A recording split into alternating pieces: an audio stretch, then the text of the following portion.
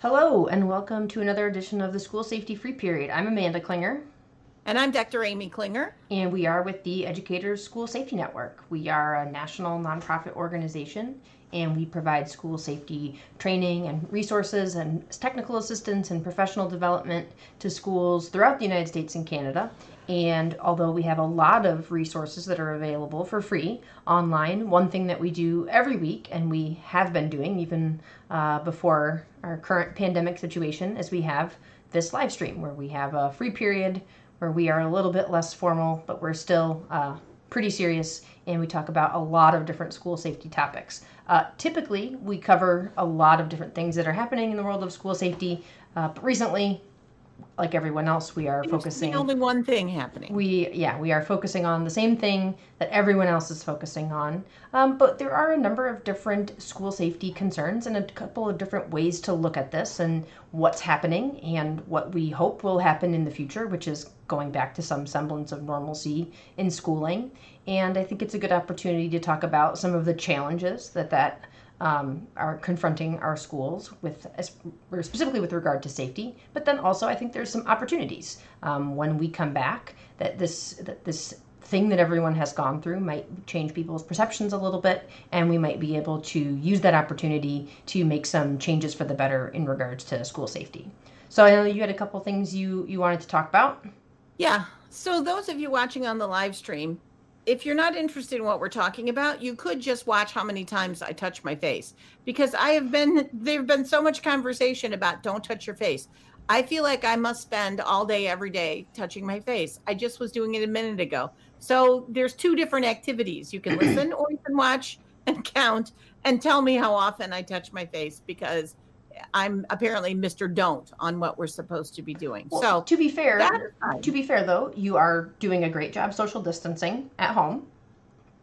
And you're doing a good job washing your hands. At least that's what you've been telling me. I am, as evidenced by my bad nails and dry hands. Yes. Okay. So yes, could be worse. But I digress. Anyways, I guess one of the preeminent questions is, how are you going to talk about school safety when we're not even in school? And so prior in our past podcast, we talked about how school safety issues can continue to be of concern when we're teaching in an online environment. And as we are now sort of getting not mixed messages in a negative way, but sort of mixed messages of, we are at a really crucial time in this situation, but yet we're now starting to look ahead at that light at the end of the tunnel, and looking ahead at what does this look like in the future, as opposed to just the survival mode of getting through these next weeks, one week or two. And so that really today we want to talk about, what does that look like, and what are the considerations, and what are some of the things to kind of kick around as we look at one of two options: going back to a more traditional face-to-face school situation yet this school year, which will not be the case in some states, but may very well be the case in others. And then that little bit further milestone of when we all go back to school in the fall, and what does that look like? And does that look like a return to a more traditional school setting?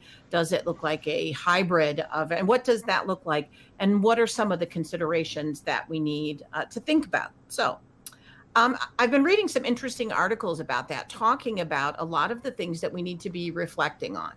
And I think they all have several things in common. One of them is this sort of universal notion that we are not going back to normal, but yet we are going back to normal. So we want to have kids in classrooms. We want to have interaction and a more traditional face-to-face environment, but yet we are not going to go back to school in September feeling the same way as we did the September before, in terms of distancing, in terms of public health considerations, in terms of a whole bunch of different things.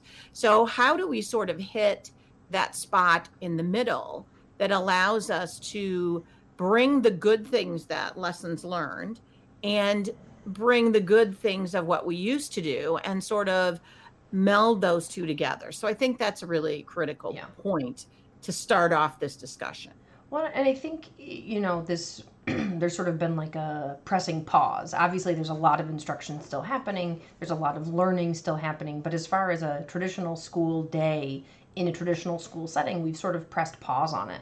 And I think when we transition back to something that is more like normal, whether it's the same or whatnot, but more like normal, I think it is an opportunity for us to, and so you touch your face too much. I stay strategic and intentional too much. But I think it's an opportunity for us to be really strategic and intentional about the things that we do. And we talk about school climate and culture a lot as a really important component of school safety that sometimes is parsed out into its own silo, but I think really is appropriate to talk about in this discussion. And school climate and culture largely does not happen by accident.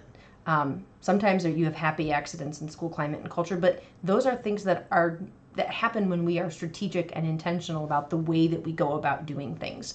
And I think or at least having a positive school culture. Yeah, that's true. A positive culture, school culture. The negative one does quite well by itself, actually. But I think this is an opportunity because we're going to go back to school at some point, whether it's yet this spring or whether it's in the fall. We are going to have a time where we come back to school in some fashion, and that we can be really intentional about what does that look like. And we are going to have to acknowledge that this thing happened, and how can we do that in a way that we're bringing people back into the fold, and that we're bringing parents back into the fold. And parents, we've talked about this in prior episodes, that parents have this pretty visceral understanding of what homeschooling their kids has been like, and how can we leverage that to build these positive bridges and positive relationships with our stakeholders and with parents and with students especially.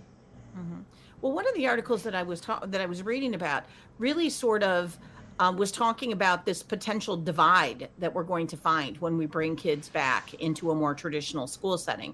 And so this author was talking about how his child actually did more reading and more math and more academic work, he feels, at home than he had been doing at school because of the one-on-one attention, because he had parents at home who were committed to that. He had an extended family that was committed to that and had expertise as educators. And his point was, my son's going to go back to school academically further ahead than many other kids who didn't have that support and didn't have those interactions. But at the same moment, he also had concerns that his son had fallen behind in socialization and in being able to work collaboratively and in being able to be patient and all the sort of citizenship sort of things that we look for as well. And so I think it's really important to talk about those gaps that are going to be exacerbated as we bring kids back who maybe have experienced learning in a very different way and maybe are further ahead in some areas and significantly behind in others. And those gaps may have widened during this time. And I think there's going to be some students where the inverse is true, where they have made a lot of gains in soft skills. And I have friends of mine who have kids at home and who are really anxious about they're not doing enough in this math thing and they're not doing enough in these like really academic subjects. But then they also say, but they've been cooking with me a whole bunch, and we built this thing. We built a closet. We built a built-in closet. And we did hands-on sort of thing. And so and not that one of those is better than the other, but you are going to have students coming back to you that are everywhere on that continuum, and some kids who have had really difficult social distancing experiences where they have not learned soft skills or academic skills. Or where there's been a lot of anxiety and turmoil sort of mental and anguish instability associated with what was happening in their family. Yeah. So that's a really big one. So I think that's something we really need to think about. And sort of related to that a little bit, just to kind of throw it out there, is we are going to have kids that are going to go, you know what? I don't want to go back to what I did before. I like being able to read what I want to read and do what I want to do. And, so there's going to be a little bit of problems with that transition back. But the things that I wanted to kind of focus on, to not spend a lot of time, but really kind of looking at the different functions of schools and how do those look and how do we plan for those through the lens of safety. So we know the academic function. We've spent a lot of time talking about that. But if we also look at kind of the dirty little secret, or the thing that nobody wants to talk about so much, is the custodial function of schools. And we don't want to talk about it because we feel like it minimizes what we do. Mhm. But I've read several things from people talking about, it's important for me to know that I put my kid on the bus and I go to work and I do the things that I need to do. And I know my kid is safe and is cared for and is being supervised and is getting a meal and all those things. Mhm. And then I get them at the end of the day. So that custodial function, when that disappears, as it has, really creates a vacuum. Mhm. And so we have to look at that custodial function in the sense that that's really important. And that's probably one of the ones that is most directly related to safety, Mhm. is that function of knowing that my child is going to be well cared for and supervised in this environment. Well, and I think the absence of that is what is weighing really heavily on parents. I think sometimes, I've read a lot of think pieces of it, and I think sometimes parents maybe verbalize it in the terms of, I'm concerned about my kid falling behind academically. But I think the undercurrent to that, that's a little bit more difficult to verbalize, is the demands that are placed on me from my work are still there. Yeah. And people who are lucky enough to not have been laid off and are able to work from home, those demands are the same. The family demands have grown so much because the custodial function of the schools is no more, and so now people are faced with these two full-time jobs of parenting, care of a family, running of a household, and then their normal job functions. And I mean that has taking a toll on people. And how do we ensure that we are doing the best possible job in our custodial function? And how do we actually, to a certain extent, take pride in that, as in that is what keeps the engine of our culture running, is that we are that custodial function, as well as the citizenship and all the other different pieces that go into that are not academic. The other one that I think is not been discussed a whole lot is sort of that socialization and relationship function that we have. And that's what you see a lot of people talking about, of the isolation, and the kids are not being able to socialize with other kids. They're not able to deal with, and it usually comes through the lens of friends. But I also have to say there is also a socialization and a relationship function of schools where you learn to get along with people you don't like, and you learn to work with people who are different from you, and you learn how to learn with people that have a different style and who aren't necessarily your favorite people. And when we're only cherry picking the best of the people to hang out with, that is not replicating what we are going to be really finding in life. So that relationship function is currently not being served really hardly at all. And learning how to interact with adults that aren't your family.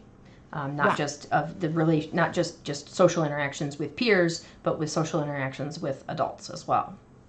Yeah, absolutely. And so I think we need to be thinking about, what does that look like when we restart? So what is the priority when we restart? Is the priority the academic function, the socialization, relationship function, the custodial function? What is the priority, and how do we do that? Especially if we're going to do that in a non-traditional way. So, if we come back to a traditional school, we're going to have all those functions in place. But if we don't, which one of those? And I was thinking today about, what do we do for a kid that's going to wait until September to be back in a classroom? Are there things that we can be doing? Are there ways that we can think, quote unquote, outside the box, to be able to have school in a setting or in a calendar that is not traditional? I wonder if you started having school August 1st, even if it were voluntary, would people come? I think so. I think people want to restart that sort of all of those functions, and they want those to be shared between the school and the home and the community. Yeah. Well, and I am not an educator by training, but I have floated my half-serious proposition before of canceling academic classes in middle school and just focusing on functioning as humans as you're going through puberty in middle school, which is a joke.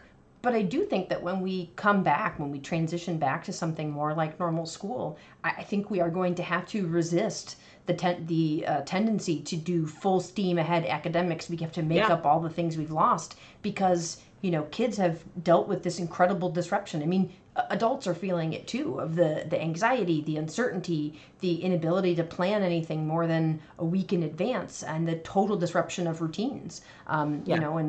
And I always sort of joke around about having feral children return to you at the start of school in the fall, and then that teachers do this incredible job of transitioning them into like little scholars and learners. That is going to be significantly more the case after this extended period. And I think we're going to have to be, gentle with our students, and teachers are going to have to be gentle with themselves, because it is going to be a big transition for everyone. Well, to use your analogy, I think it's sort of, are academics going to be the skeleton on which we hang the other stuff, the relationships and the custodial function, which is kind of what it is in middle school, that the academics are sort of the venue by which we work on all this other stuff. But that's going to be true to varying degrees of, sometimes the custodial function is going to be the backbone of it. Mm-hmm. It's just, we need to get them here. Mm-hmm. And then we can do a variety of different things. Yeah. But I am a little concerned with going back to an all or nothing proposition that essentially says we either are going to have school exactly the way we had school in September of 19, or we're not doing school. I think we have to move beyond this really dichotomous idea of it's either completely the Wild West online, or everybody's in a classroom sitting in lines the way that they were sitting in lines in September of 2019. And we have a little bit of time to be able to start thinking about what does that look like? Yeah. How do we safely bring kids in? How do we safely interact? How do we do things that are safe, not just from a public health perspective, but also all of the other safety concerns that we worry about?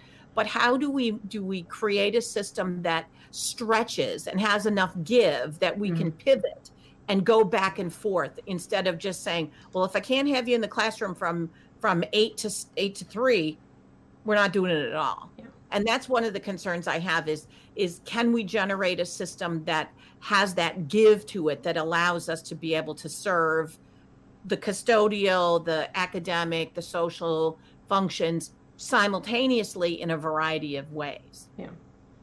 So I think that's really kind of one of the things that we need to be thinking about at a classroom level, that we need to be thinking about at a school level, and then we need to be thinking about sort of at this macro level of what kind of regulations, what kind of policies, what kind of things need to be modified. We talk about what we're doing with the FDA and all these other places where we're streamlining things to be able to be innovative, and that incredible spirit of innovation that is very much an American attribute, as well as, other places. But certainly, how do we allow our schools to take advantage of that so that they can serve under a variety of conditions? Yeah. And that's what I haven't seen a lot of discussion about that yet. Yeah. Well, I think, I think a lot of what we're talking about with, especially being, sort of being strategic and being intentional, is that sort of question of why are we doing it this way?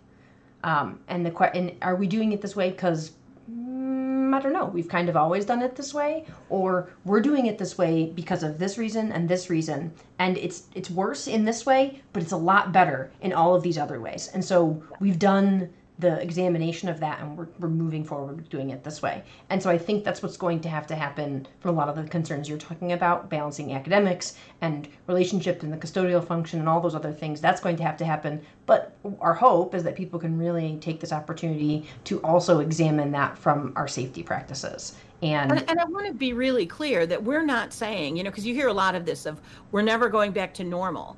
And people take that in one of two ways, meaning that, our society is irreparably damaged and we're never going to go back to normal, or a view that says we can't forget that this happened. And so we have to learn from it and have, pull from it the lessons that can be learned and preserve the things that are positive. And so when we're talking about this, I just want to make sure everyone's really clear. We're not saying we need to figure out how to not ever have school the way we used to have school anymore. We're talking about crafting and returning to quote unquote normal in a way that is able to preserve the lessons learned, preserve the good of what we have, but yet acknowledges that you can't pretend that what Right. has happened in the last 2 months hasn't happened. Right. And so I just want to be really clear that that's really what we're advocating for, is more of a nuanced look at how we go back to school. Do you have a last minute pitch for year-round school? You know what? I'm wondering if we could start, like suppose you just had July and August and you had school, but not traditional school. You just had school with the people that are willing to teach and the kids that are willing to come, and you have school. And you have a bunch of different ways that looks. And then we transition into a more traditional school year. And then we kind of play that calendar so that we have the capability to be closed for 3 or 4 weeks and to be open for 3 or 4 weeks without it being set into the parameters of school starts in August and it ends at Memorial Day. I think if we can move beyond the parameters of Labor Day and Memorial Day, I think we'd be better off. Yeah. Would you say that it's, largely speaking, it's fair to say that the traditional school calendar that still happens is like driven by necessity, academic necessity, or do you think that it's driven by external factors that probably have already been disrupted? I would say it was driven by external factors before, in terms of agriculture, and if you go look back at the history, I think more recently it is driven by facility issues of excuse me, of we don't have air conditioning and it's 99 degrees in this school. That's still the case, though? Well, that's what I'm saying. And now I think we have gotten, a lot of the infrastructure of schools up to speed, a lot more remodeling. And, so I think if we were having this discussion in 1975, that was a very different discussion when nobody had air conditioning and it wasn't feasible to have kids in school all year long. I think now it's never been more feasible than it is right now. So now everybody's going to be like losing their mind that we're saying we have to go to year-round school. But you know what? This is the time you can have that discussion where people aren't going to lose their mind because they don't have a trip to Disneyland planned. They don't, because everything is disruptive. So maybe now is the time to start looking at what kind of a calendar can we put together for a new school year that allows us to pivot back and forth if we need to and still meet all those needs. Yeah. Well, there you have it. This episode was a little bit less specifically tailored to safety than maybe sometimes our discussions are. So if you're looking for a very specific focus, a very specific discussion about school safety concerns, skills, and something a little bit more in that lane, you can check out our webinars. If you head to our website, www.eschoolsafety.org, we have a page with all of our online resources, all of our webinars that are free. We have other episodes of this podcast, past live streams, some of which are a little bit more about the pandemic, many of which are more specifically about school safety topics, and we have a lot of other resources there. We always ask people to please rate and review and subscribe. That helps this podcast get out into the hands of other folks, like-minded people who would like to be able to discover this and haven't yet. I encourage you to find some of your colleagues and get together and let us help you craft some online professional development, or send this podcast to someone that you would like to have hear it and jumpstart the discussion that we've just had of kind of shifting some of those paradigms. So I challenge you to do both of those. And once you've talked about it with the colleague, reach out to us. Let us know. What were the questions? What were the things that you disagreed with? What were the things that you were like, you know what, I hadn't thought of that. And that's a really good concern for us at our school. How many times did I touch my face? Don't forget to include that. Oh, yeah. How many times did you touch your face? And how many times did I say strategic and intentional? A lot, probably. But you can always reach out to us on social media. We are on Twitter and Facebook and Instagram and Pinterest and YouTube, obviously. Hello to the people who are joining us live on YouTube. And as always, all of our resources are there on the website, eschoolsafety.org. So there you have it. Thank you.